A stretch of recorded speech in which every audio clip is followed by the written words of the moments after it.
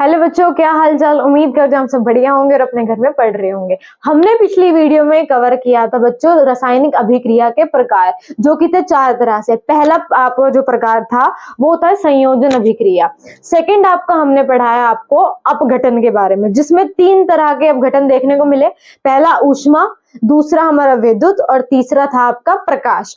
तीसरा और चौथा हम आज कवर कर लेंगे। तीसरा कह रहा है विस्थापन अभिक्रिया। क्या कह रहा है? विस्थापन अभिक्रिया। चलो इसे डेफिनेशन से समझते हैं, ये कह क्या रहा है।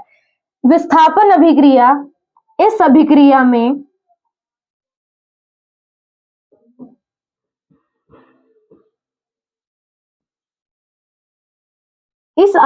में अधिक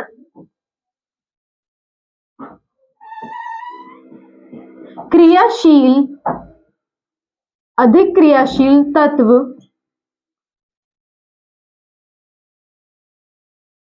कम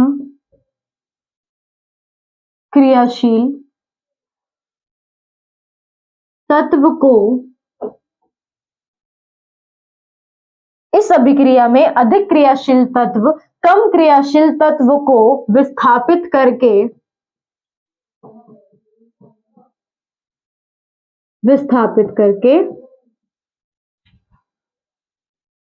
स्वयं उस स्थान पर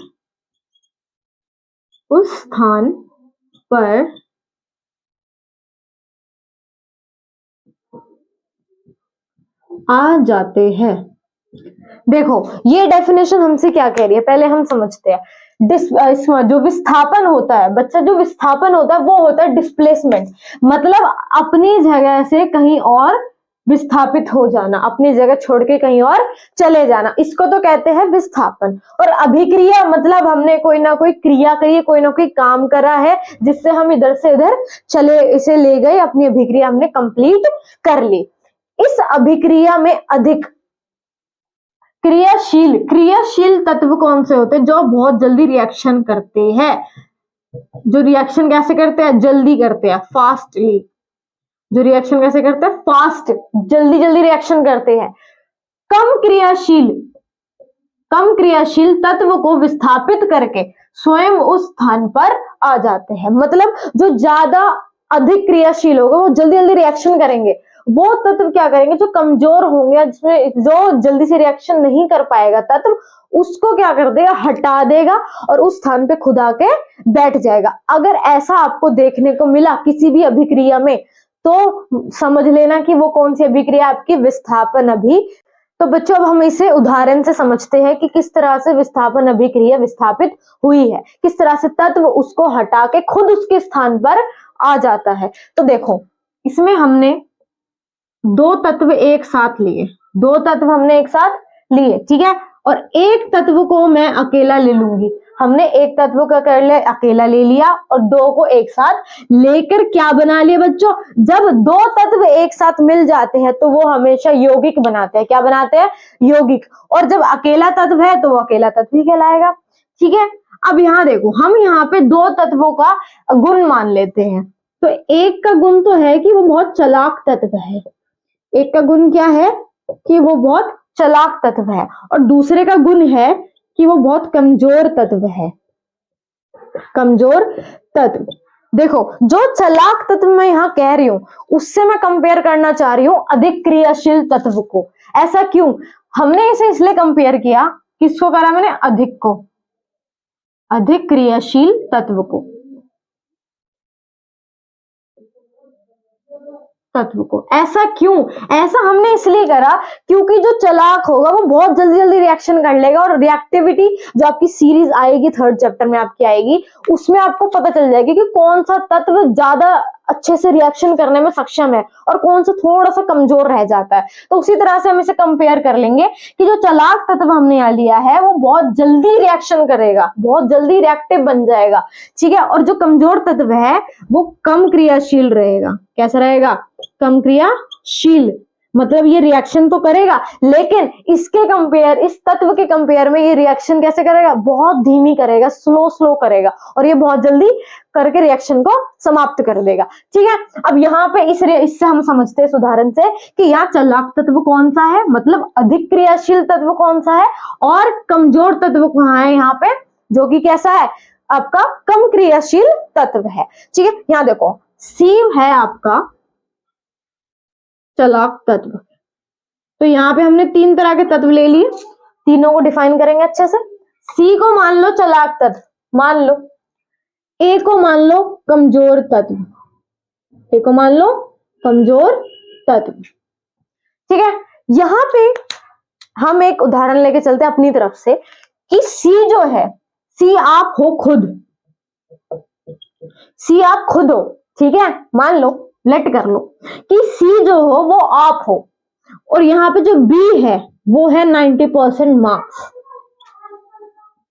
वो है आपके 90% मार्क्स, जो कि आपको कहाँ चाहिए मैम, बोर्ड एग्जाम में चाहिए, जो हमारे बोर्ड एग्जाम आएंगे उसमें ही चाहिए ना आपको। और ए जो है, जो ए तत्व है, उसको मैं क्या मानूंगी कि भाई हमारा कॉम्पिटिटर है। क्या है, कॉम्पिटिटर।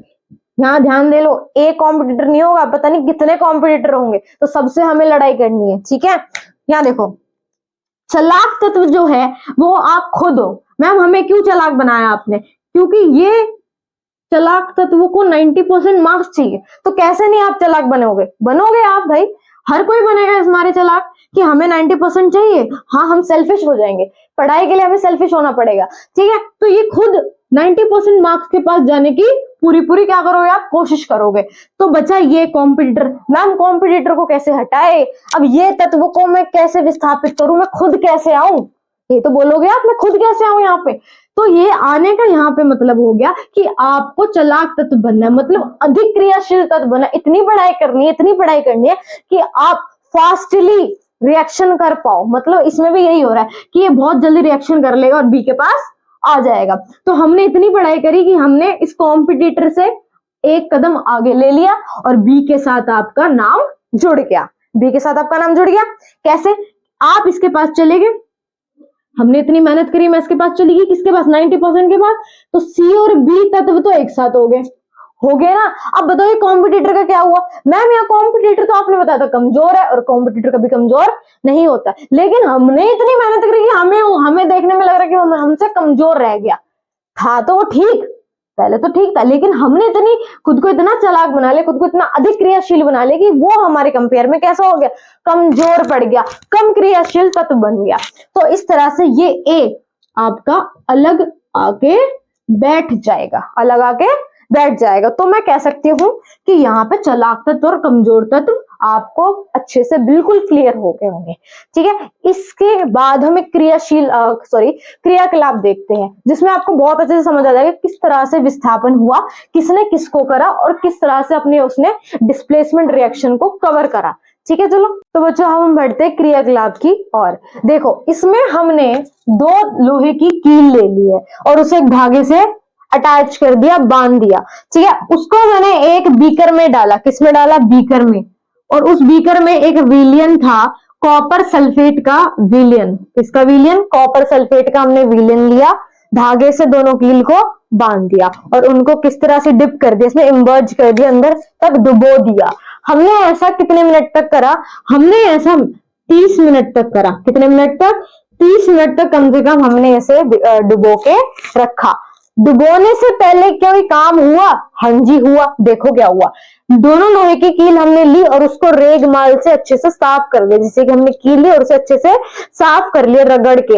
ऐसा क्यों हुआ, ऐसा हमने इसलिए करा कि कोई भी जंग अगर उसके ऊपर रह गई, किसके ऊपर, कील के ऊपर, अगर कोई भी जंग इस लोहे की कील के ऊपर रह जाती है, वो आपकी आगे अभिक्रिया करने में हेल्पफुल नहीं है, वो सही से अभिक्रिया नहीं होने देगी। ठीक है, इसलिए हमने उससे रेगमाल से रगड़ कर क्या कर लिया, साफ कर लिया, किसको, लोहे की कीलों को। अब हमने 30 मिनट तक इसे डुबो के रखा, उसके बाद हमने इसे कंपेयर करा, किससे, एक तो ले ली हमने बिल्कुल साफ कील, जिसमें कुछ नहीं हमने करा, कोई हमने इसे अभिक्रिया नहीं करी है, अलग से हमने एक कील ली साफ और उसको रख दिया इससे कंपेयरिंग में, और ये कील उठाई मैंने इनमें से एक कील और रख दी यहाँ पे। हमने एक चीज नोट करी, हमने एक चीज क्या नोट करी कि जो आपकी साफ कील थी, जो आपकी साफ कील थी उस पे किसी भी तरह का कोई दाग धब्बा नहीं था, लेकिन जो आपकी हमने इधर से कील निकाली 30 मिनट डुबोने वाली कील, उस पे भूरे रंग की क्या जमगी, परत जमगी, क्या जमगी, परत, जिसे हम कह सकते हैं क्या हो चुका है, उस पर रस्ट लग चुका है, जंग लग चुकी है। ठीक है, ऐसा इसलिए हुआ क्योंकि इसमें देखो दो तरह के विलेन ले लिए, जो हमने जिसमें आपका जो विलेन था पहला कैसे था, पहले कॉपर सल्फेट का जो सॉल्यूशन था, विलेन था, वो ब्लू कलर का था, डार्क ब्लू, गहरा नीला कलर का था। ठीक है, रंग कंपेयर करेंगे हम यहाँ कि ये पहले कैसा था, गहरा नीला कलर का। ठीक है, अब जैसे क्या हुआ, जैसे हमने इसे 30 मिनट के लिए डुबो के रखा तो वो कैसा कलर में आ गया, वो हल्का हरा हो गया, मतलब लाइट ग्रीन कलर का हो गया। क्या हो गया, सॉल्यूशन, उसका जो CuSO4 का जो आपका सॉल्यूशन था, विलेन था, वो पहले तो डार्क ब्लू में था, लेकिन जब हमारा रिएक्शन हो गई, जो उसमें भूरे रंग की परत जम गई, वो वाला जो विलेन हमारा बना वो कैसा बना, हल्का हरा, मतलब लाइट ग्रीन कलर का। इसे हम समझते हैं अभिक्रिया से। समीकरण लिख लेते हैं। देखो हमने क्या करा, ध्यान से, हमने पहले तो CuSO4 लिया था, हाँ जी लिख दे क्या, CuSO4 लिया था, जो एक्वस मतलब विलेन का सिंबल होता है, प्रतीक होता है, प्लस इसमें हमने क्या मिलाया, लोहे की कील। क्या मैं इसको आयरन लिख दूं, हाँ जी इसे आयरन लिख सकते हो आप, लिख दिया। इन दोनों में क्या हुई, अभिक्रिया हुई, क्या हुई, अभिक्रिया। ये प्लस का साइन क्या दर्शा रहा है कि हमारी अभिक्रिया हो रही है बढ़िया से। ठीक है, अब हम क्या करेंगे, रिएक्शन को आगे ले जाएंगे, कहां ले जाएंगे, आगे, तीर का साइन बना दो एरो का। ठीक है, रिएक्शन होगी हमारी आगे। तो क्या होगा यहां पे, अधिक्रियाशील तो जो तत्व है आपका, अधिक्रियाशील तत्व है यहाँ Fe, क्या है, Fe, और सॉरी जो कमजोर है, जो कमजोर तत्व है क्रियाशील करने में, वो है आपका कॉपर। क्या है, कॉपर। क्या ये दोनों तत्व आपको यहां दिख रहे हैं, क्या ये दोनों तत्व आपको यहाँ दिख रहे हैं, हाँ जी दिख रहे हैं। ये है Fe, क्या है ये, अधिक क्रियाशील। मैम आपने बताया था अधिक क्रियाशील क्या होता है, चालाक तत्व। क्या होता है, चालाक तत्व, मतलब उसको कमजोर वाले को हटाना है, उसको कमजोर वाले को तो हटाना ही हटाना है। और कमजोर क्या बताया था, कमजोर मैम आपने बताया था जो कि कम क्रियाशील कर रहा था, वो कहाँ है, Cu, ये रहा Cu। तो क्या होगा, मैम चालाक हटा देता था कमजोर को, यही हो रहा था हर बार। तो क्या होगा, ये चालाक कमजोर वाले के पास जाएगा और इसको हटा देगा, इसको हटा देगा, और खुद उस स्थान पर क्या हो जाएगा, विस्थापित हो जाएगा, आके बैठ जाएगा। यही तो कह रही थी आपकी डेफिनेशन पूरी पूरी। ठीक है, तो क्या होगा, अब Fe इसके पास चला गया, विलेन के पास, FeSO4 का क्या बन गया, विलेन बन गया। यही तो हुआ था, यहाँ देखो जो ये आपका विलेन बना है, हल्का हरा जो विलेन बना है ना आपका, ये आपका FeSO4 ही तो बना हुआ है। अरे भाई जब इसने इससे रिप्लेस कर दिया, सब कुछ हट चुका है, आयरन ने उसकी जगह ले ली जब Fe ने Cu के साथ, तो यही तो बना। प्लस क्या होगा, प्लस मैम ये जो Cu है ना, कमजोर तत्व बेचारा, वो हट जाएगा। क्यों, ऐसा क्यों हुआ, ये जो आपको भूरी रंग की परत दिख रही है ना, ये एक्चुअल में क्या है, हमने तो कह दिया मैम रस्ट है, लेकिन एक्चुअल में ये Cu है। ये कॉपर ही तो उसके ऊपर जम गया, अरे कॉपर ही तो जम गया, जब विलेन अलग हो गया तो कॉपर कहाँ गया, कॉपर भी तो गया होगा कहीं ना कहीं, तो कॉपर इसके ऊपर जम चुका है, कॉपर क्या हो चुका है, बिल्कुल डिपॉजिट हो चुका है, इसके ऊपर जम चुका है। जो ये परत जम गई, जो ये परत जम गई, उसको हम अलग लिख देंगे, उसके रिएक्शन का काम नहीं रहा, वो तो अलग से हमारा विस्थापित हो चुका है। तो ये अभिक्रिया आपकी क्या कहलाती है कि हमने विस्थापन कर लिया है, विस्थापन अभिक्रिया क्लियर हो चुकी है। एक बार आप इस एक्सपेरिमेंट को नोट कर लीजिए, अगर आपको समझ नहीं आता फिर से एक बार इसे देख लेना, क्योंकि ये इंपॉर्टेंट है। ये किस तरह से हुआ ये आपका पेपर में आ जाता है, एग्जाम्पल बदल जाते हैं, तो एक बार आप इसका स्क्रीनशॉट ले लीजिए।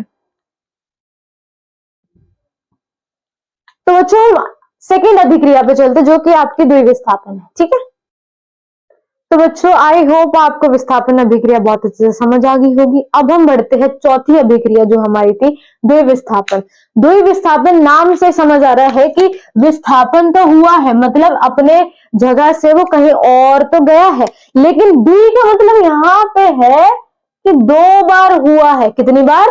2 बार। मतलब विस्थापन जो आपका अभिक्रिया हो रही थी, जो हम काम कर रहे थे विस्थापन का, वो 2 बार करा है हमने। तो देखो ऐसी अभिक्रिया, ऐसा काम हो रहा है जिनमें 2 यौगिक, मैम आपने उसमें 2 तत्व लिए थे, एक यौगिक बना था और एक अकेला तत्व लिया था, ठीक है। इसमें आपने 2 यौगिक ले लिए, 2 यौगिक ले लिए, मतलब कितने तत्व है आपके? 4 तत्व है। 2 यौगिक लेके 4 तत्व बन गए, ठीक है। इस प्रकार क्रिया करते हैं, मतलब कौन क्रिया कर रहा है? 2 यौगिक क्रिया कर रहे हैं। इस प्रकार क्रिया करते हैं कि उनके आयन की क्या हो जाए? अदला बदली हो जाए, मतलब जो इधर था वो इधर चला जाए और जो इधर था वो इधर आ जाए, ठीक है, हो जाती है तथा नए यौगिक बनते हैं। इसे उदाहरण से समझते हैं क्या कहना चाह रहा है। देखो ध्यान से, 4 तत्व लेंगे जब ही तो कितने बनेंगे? 2 यौगिक बनेंगे ना। तो 2 तत्व से कितने यौगिक बनेंगे? 1 प्लस और 2 और तत्व से कितने यौगिक बनेंगे? 1 और बन गया मैम। तो कितने यौगिक हो गए मैम? 2 यौगिक हो गए। यहां तक क्लियर? ठीक है, आगे देखें। हाँ जी, आगे क्या हुआ हमारे, तो यहाँ पे हमारे हो चुके हैं 2 यौगिक, ठीक है। अब किस तरह से अपने प्लेस को छोड़ के दूसरी प्लेस पे जाते हैं, दूसरी जगह पे जाते हैं और स्वयं को विस्थापित करते हैं, वो देखते हैं। देखो इसमें आपका कैसे बना? ए किसके पास आ गया? डी के पास। ए को किसके पास आना है? डी के पास। तो सी को क्या कर देगा? हटा देगा ना, हटा दिया। सी को उसने हटा दिया। अब सी हट चुका है, बचा कौन? बी, क्योंकि ए तो उसके पास चला गया ना, तो बी बच गया। अब सी के साथ कौन आ जाएगा? बी आ जाएगा। क्या आपको इस अभिक्रिया में 2 बार विस्थापन दिखा? कैसे? उसमें क्या हो रहा था? ये डिफरेंस आ जाता है, समझ लो। उसमें क्या हो रहा था कि ये इधर आ रहा था और ये अकेला वहां चला गया था, ठीक है। इसमें ये चीजें 2 बार हुई। क्यों? क्योंकि इसमें यौगिक ही 2 है। जब भाई एक यौगिक की बात होती तो मैं कह सकती थी एक बार हमने डिस्प्लेसमेंट करी, एक बार मैंने उसे विस्थापित करा। इसमें तो दोनों की बात हो रही है, तो 2-2 पेयर जोड़े जाएंगे ना एक साथ। तो जिस तरह से इसमें 2-2 जोड़े इधर गए हैं और अपने को विस्थापित करके वहां पे खुद आ चुके हैं, इसको कहेंगे द्विविस्थापन अभिक्रिया। इसको भी हम एक एक्सपेरिमेंट से समझते हैं। उससे पहले एक बार आप इसका स्क्रीनशॉट ले लीजिए या फिर इसे पोस्ट करके आप नोट कर लीजिए। तो बच्चों अब हम इसका एक्सपेरिमेंट देखते हैं, ठीक है। तो बच्चों अब हम समझते हैं द्विविस्थापन का आपका एक क्रियाकलाप, जिससे आपको बिल्कुल अच्छे से समझ आ जाएगा किस तरह से दोनों यौगिक अपने जगह से दूसरी जगह विस्थापित हो जाते हैं, ठीक है। तो क्रियाकलाप में आपके 2 तरह के हमने क्या ले लिए? टेस्ट ट्यूब ले ली, परख नली लेगी, ठीक है। एक परख नली में मैंने डाल दिया सोडियम सल्फेट Na2SO4। क्या है ये मैम? विलियन आपने बताया था, एक्वस है। जहां एक्वस लिखा आ जाए वो क्या होता है? विलियन होता है। मतलब किसका सॉल्यूशन है? सोडियम सल्फेट का सॉल्यूशन है, विलियन है। किसके साथ अभिक्रिया कर रहा है? एक और टेस्ट ट्यूब है जिसमें हमने बेरियम क्लोराइड डाल रखा है, तो ये भी क्या हो गया? ये भी एक विलियन हो गया। क्या हो गया? एक्वस विलियन। तो मैं लिख सकती हूँ BaCl2। क्या है ये? एक्वस, मतलब ये भी एक तरह का विलियन है। जब इन दोनों के बीच एक अभिक्रिया क्रिएट होगी, बनेगी, जब इन दोनों के बीच एक अभिक्रिया बनेगी तो रिएक्शन क्या कहती है? रिएक्शन कहती है कि आपका BaSO4 बन जाएगा। BaSO4 कैसे बना मैम? क्या पता हम उससे कंपेयर कर पाए जो द्विविस्थापन में पढ़ा था। चलो कर लेते हैं।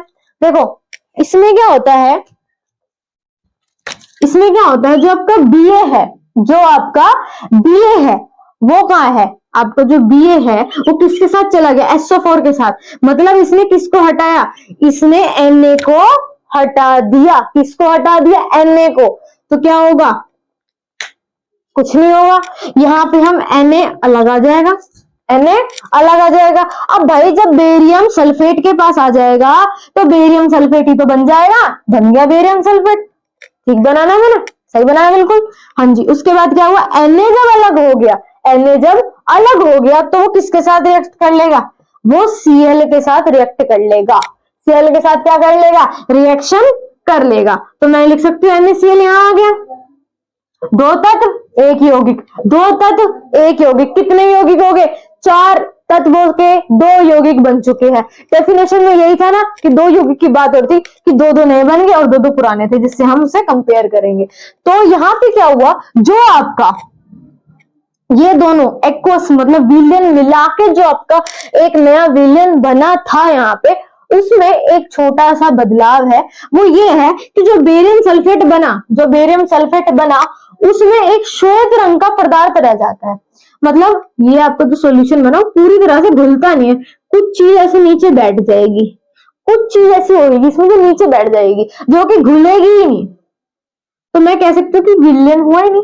जब ये पूरी तरह से मैं विलयन ऐसे नहीं कहूंगी तो क्या रहेगा, वो अविलय रहेगा। मतलब ये घुलनशील नहीं हुई, ये घुली ही नहीं, ये अलग से ऐसी एक ऐसी बैठ जाएगी, जिसको हम इंग्लिश में प्रेसिपिटेशन रिएक्शन बोलते हैं, मतलब पीपीटी बोलते हैं। तो यहाँ पे कैसी पीपीटी बन चुकी है आपकी, श्वेत रंग की पीपीटी बन चुकी है, मतलब व्हाइट कलर की। तो श्वेत रंग का क्या बन गया, पीपीटी बन गया। पीपीटी लिख सकते हो आप, कोई दिक्कत नहीं है, जो कि अविलय था, मतलब घुलनशील नहीं था, घुलनशील नहीं था। प्लस NaCl, NaCl मैंने अलग से निकाल दिया, तो जो NaCl आपका अलग निकल गया। आपकी ये रिएक्शन बैलेंस नहीं है। देखो यहाँ Na के साथ 2 था, यहाँ Cl के साथ भी 2 है, तो मैं यहाँ 2 लगा दूंगी, तो ये आपकी रिएक्शन होगी बैलेंस। रिएक्शन बिल्कुल आपकी बैलेंस हो चुकी है, ठीक है। अब इस एग्जांपल में मैंने आपको क्या बताया था, हमने क्या पढ़ा, एक तो हमने विस्थापन पढ़ा और दूसरा हमने द्विविस्थापन पढ़ा। विस्थापन में 2 तत्व एक यौगिक बना रहे थे, एक अकेला तत्व था, यही था ना। लेकिन द्विविस्थापन में क्या था, 2-2 तत्व कितने यौगिक बना रहे थे, 2 तत्व एक यौगिक, 2 तत्व एक यौगिक, तो कितने यौगिक हो गए, 2 यौगिक। और दोनों ही यौगिक एक दूसरे से अदला बदली करके क्या बना लेंगे, नए नए यौगिक बना लेंगे। और उससे हमने एक एक्सपेरिमेंट भी देख लिया, किसका, मैम बेरियम सल्फेट का दिखाया आपने एक्सपेरिमेंट। तो आई होप सो एक्सपेरिमेंट आपको क्लियर हो चुका होगा। इससे पहले जो हमने पढ़ा वो भी आपको अच्छे से क्लियर हो चुका होगा। इसमें बच्चा द्विविस्थापन और विस्थापन में आपका डिफरेंस पूछा जाता है कि डिफरेंस बताओ, तो आप बता दोगे बहुत आसानी से कि इसमें एक तरह के यौगिक ने करा था और इसमें 2 तरह के यौगिक ने क्या करा था, विस्थापन करा था, और खुद उसके स्थान पर वो आ गया था। तो आई होप सो आपको क्लियर हो गया होगा। एक बार आप इसे नोट कर लीजिए, ये इंपॉर्टेंट है। तो बच्चों हम आगे चलते हैं, इतना हमने कर लिया, आपकी अभिक्रिया यहां तक कंप्लीट हो चुकी है। अब हम आगे चलते हैं। तो बच्चों अब हम चलते हैं नए कंसेप्ट पे, जो कि है उपचयन और अपचयन, ठीक है। इंग्लिश में इसे कहते हैं ऑक्सीडेशन, क्या कहते हैं, ऑक्सीडेशन, और इसको कहते हैं रिडक्शन। देखो इन दोनों में किसका खेल है, इन दोनों में सिर्फ हाइड्रोजन और ऑक्सीजन का खेल है सारा। किसका, हाइड्रोजन और ऑक्सीजन का, ठीक है। सबसे पहले डिस्कस करते हैं उपचयन। यह वह प्रक्रिया है जिसमें ऑक्सीजन ग्रहण की जाती है, मतलब इसमें ऑक्सीजन का क्या होगा, ऑक्सीजन ले ली जाएगी, ऑक्सीजन को ले लिया जाएगा। तो ऑक्सीजन के सामने मैं क्या करूं, प्लस लगा दूं। प्लस का यहाँ साइन क्या दर्शा रहा है कि मैम ऑक्सीजन इसने ग्रहण कर ली, ले ली, और हाइड्रोजन इसने त्याग दिया, हाइड्रोजन को इसने रिमूव कर दिया, अपनी तरफ से हटा दिया। अगर ऐसी चीज आपको देखने को मिली क्या कि ऑक्सीजन तो वो ले रहा है लेकिन हाइड्रोजन को नहीं ले रहा, हाइड्रोजन को वापस दे रहा है, अगर ऐसी चीज आपको देखने को मिली तो वो कहलाता है उपचयन। क्या कहलाता है, उपचयन। इसी का अपोजिट कह लो, विपरीत क्या होता है, अपचयन होता है, जो कि किसे कहते हैं, रिडक्शन। इसमें क्या होता है, यह वह प्रक्रिया है जिसमें हाइड्रोजन ग्रहण की जाती, उल्टा हो गया। यहाँ क्या ग्रहण कर रहे थे, ऑक्सीजन, और यहाँ क्या ग्रहण हो रही है, हाइड्रोजन। हाइड्रोजन ले ली जाएगी, हाइड्रोजन को ले लिया जाएगा। अगर ऐसा देखने को मिला कि हाइड्रोजन ले ली गई तो वो क्या कहलाएगा, अपचयन। इसी का उल्टा क्या होगा, ऑक्सीजन को त्याग देगा। अरे भैया जब वो H2 ले रहा है तो O2 को तो वो देगा ना, उसे कुछ ना कुछ देना भी पड़ेगा भाई, वो कुछ ले रहा है, अगर तुम कुछ लोगे तो तुम्हें कुछ देना भी तो पड़ेगा बदले में। तो इसी तरह से अगर वो ऑक्सीजन लेगा ना तो उसे ऑक्सीजन त्यागना ही त्यागना पड़ेगा, देना पड़ेगा, रिमूव करना पड़ेगा। तो ऑक्सीजन को क्या कर देगा, रिमूव कर देगा। इन दोनों में बस इतना ही डिफरेंस है, जो आपको पेपर में आएगा ही आएगा, बोर्ड में डिफरेंस आता है इसका, और यही कंफ्यूज करेगा कि क्या होता है O प्लस किस में रहेगा, H माइनस किस में रहेगा।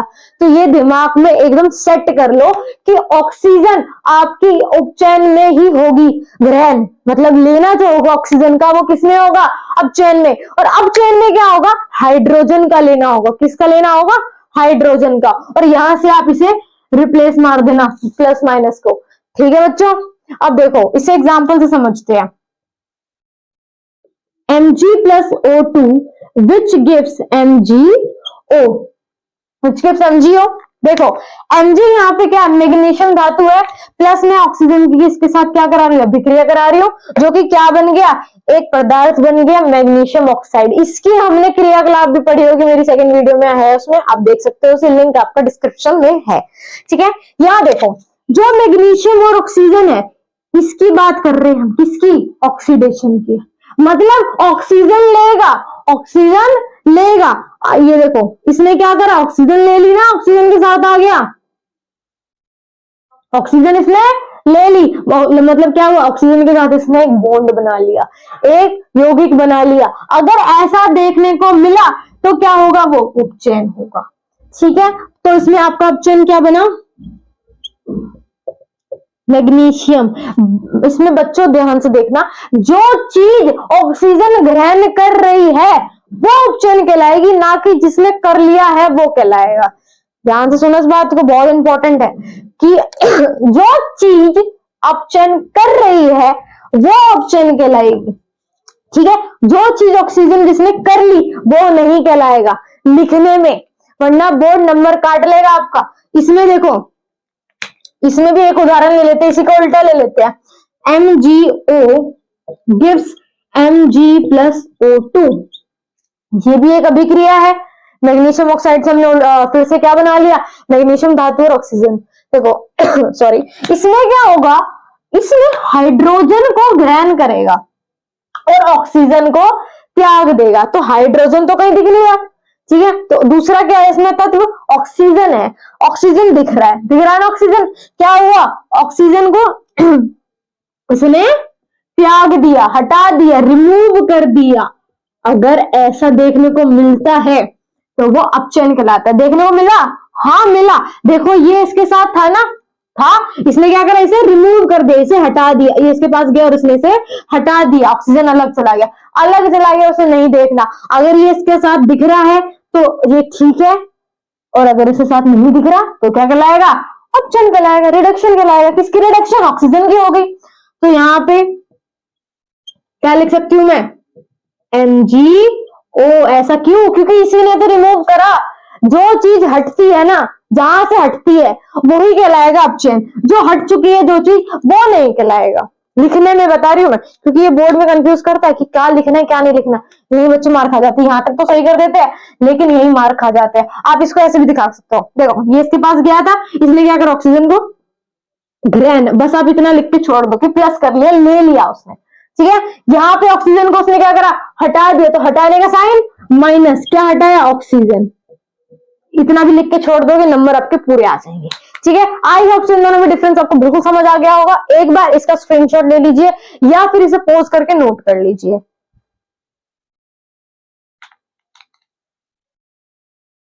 तो बच्चों हम आगे इसको कंटिन्यू करते हैं एक बार। तो बच्चों ऑक्सीडेशन और रिडक्शन आपको बहुत अच्छे से समझ आ चुका होगा। अब हम बढ़ते हैं सबसे इंपॉर्टेंट टॉपिक की ओर, जो कि मैंने सबसे लास्ट में उठाया, वो है ऊष्माक्षेपी और ऊष्माशोषी की अभिक्रियाएं, देखो ऊष्मा किसकी बातें हो रही है, ऊष्मा। मैम कितनी बार इसका नाम आया है इस चैप्टर में, बहुत बार आया होगा ना, रासायनिक अभिक्रिया पढ़ते पढ़ते आया था कि प्रकाश और ऊष्मा देखने को मिली, वही ऊष्मा की बातें हो रही है। तो दोनों में किसका खेल है मैम, ऊष्मा का खेल है। ऊष्माक्षेपी, शेपी यहाँ पे कह रहा है कि ऊष्मा क्या हो रही है, निकल रही है। ऊष्मा क्या हो रही है, निकल रही है। निकलना, किसी चीज का निकलना, और यहाँ चीज क्या है, वो ऊष्मा। वे रासायनिक अभिक्रियाएं जिनमें ऊष्मा का उत्सर्जन होता है। उत्सर्जन मतलब ऊष्मा दे दी जाती है, बाहर निकल जाती है, एक्सोथर्मिक, सब कुछ बाहर चला गया। ठीक है, जैसे कि एग्जांपल लेते हैं, हमारा कार्बन है, कोयला है, कोयले को मैंने दहन करा, कोयले का दहन मैंने एक वीडियो में और बताया था, मुझे याद है। कोयले का दहन प्लस ऑक्सीजन गैस में क्या कर दे, मैंने उसका दहन कर दे, दोनों में अभिक्रिया हुई। कैसी है? रासायनिक अभिक्रिया है। हाँ जी, वे रासायनिक अभिक्रियाएं जिनमें ऊष्मा का उत्सर्जन हुआ है। CO2 तो बन गई, CO2 गैस तो यहाँ बन गई, लेकिन साथ साथ ऊष्मा निकल गई, ऊष्मा निकल गई। अगर ऐसा देखने को मिला कि ऊष्मा एग्जिट हो रही है, एक्सो मतलब एग्जिट हो जाना, निकल जाना, उसे कहते हैं ऊष्माक्षेपी अभिक्रिया। ऊष्माक्षेपी अभिक्रिया। आपको बोर्ड में क्या होगा कि लिख के दे देंगे और आपको बताना पड़ेगा कि इसमें ऊष्मा निकल रही है, तो बताओ, MCQ आते हैं 4 ऑप्शन में कि इसमें कौन कौन सी अभिक्रिया देखने को मिल रही है। तो उसमें आपका अगर निकलती हुई दिखे तो आप कह देना कि मैम ये ऊष्माक्षेपी है। ठीक है, तो पहली तो क्लियर होगी। दूसरी है ऊष्मा शोषी। शोषी मैम उल्टा है, निकलना था और यहाँ क्या हो रहा है, सोखना। मतलब ऊष्मा तो निकली, लेकिन ऊष्मा निकलने के बाद सोख ली गई, निकलने के बाद सोख ली गई, तो वो एंडो ही रही, एंडोथर्मिक कहलाएगी। एक्सो नहीं हुई, एग्जिट नहीं हुई, वो अंदर ही रह के खत्म हो गई। कैसे?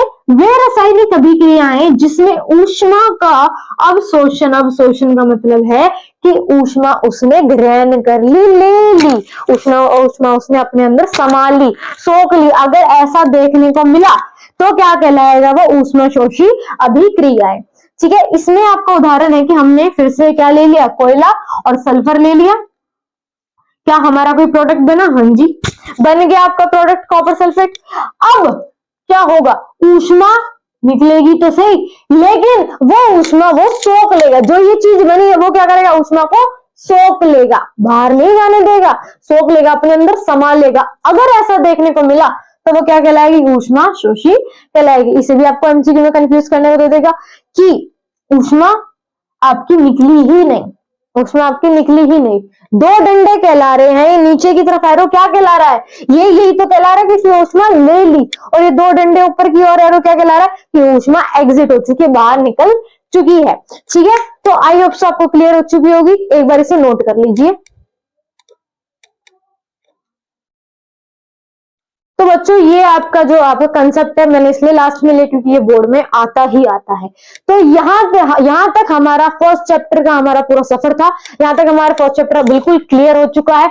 इसकी सारी जो आपकी वीडियो है, पहली लिंक मैं आपको डिस्क्रिप्शन में दे दूंगी। एक एक करके वीडियो को देखना, क्योंकि ये वीडियो देखने से पहले आपको जो बाकी की वीडियो है उससे पहले वो क्लियर कर लेनी चाहिए, तभी आपको ये समझ आएगी, आपकी अच्छी रिविजन हो जाएगी। तो आई होप सो बच्चों, आपको आज की वीडियो में मजा आया होगा, आपने अच्छे से चीजों को समझा होगा। तो बोर्ड का आपका पहला चैप्टर तो हो गया आपका बिल्कुल क्लियर साइंस का। तो हम भी अब मिलते हैं अगली वीडियो में, जिसमें हम कवर करेंगे एसिड बेस। ठीक है बच्चों, तो तब तक के लिए पढ़ते रहिए। All the very best. Thank you so much.